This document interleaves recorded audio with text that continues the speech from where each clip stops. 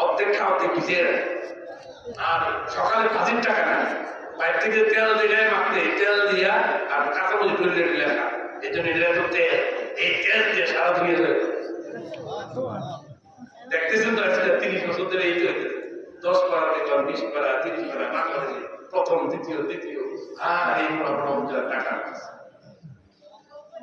ইজ্জত তো তুমি তো এমন ইজ্জত যেটা দুনিয়ার মধ্যে কেউ ঠেলে দিয়ে মোকাবেলা করতে পারবে। এই জন্য নিয়ত পাক্কা করে আমি একজন হাফেজের পিতা, একজন আলেমের পিতা, একজন মুফতির পিতা হয়ে দেখেন। হইতে পারে যদি লেগে গেল, না হইতে কিছু পারবে, অন্তত না তিরুল দেন, না তিরুল আলেম বানান, হাফেজ বানান, মুফতি বানান, মুহাদ্দিস বানান, মুফাসসির বানান, ঘর সুন্দর হয়ে যাবে। সেই ঘরের মধ্যে পর্দা নাই, দিন